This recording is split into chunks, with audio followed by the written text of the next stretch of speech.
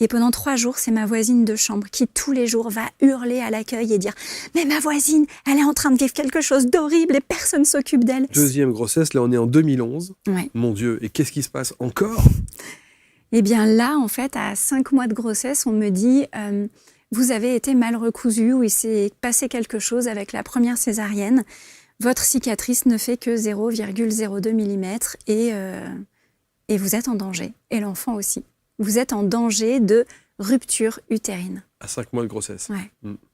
Donc là, on vous dit qu'il ne faut plus bouger, plus rien faire, sauf que moi, j'ai un enfant de 22 mois. À l'époque, un mari qui travaille tout le temps très loin de la maison. Donc pas bouger, qu'est-ce que ça veut dire ?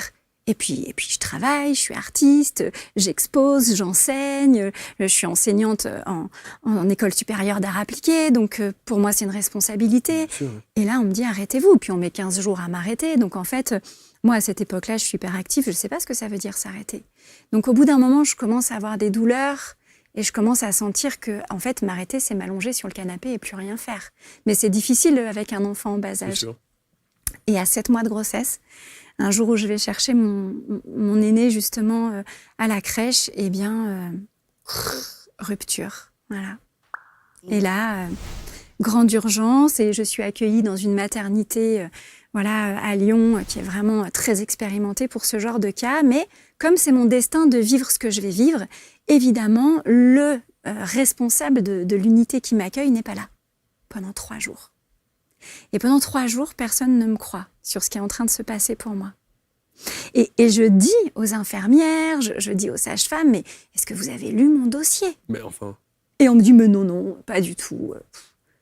Prenez un petit cachet, calmez-vous madame. Mais il y a quand même eu un diagnostic avant de vous envoyer dans la clinique où on vous dit vite, il faut... En fait, moi, je vais aux urgences en pleine nuit, mais en fait, personne ne mesure l'urgence de ce que je vis. Incroyable encore ça. Et je passe 3 jours, on me relègue dans un service de grossesse pathologique.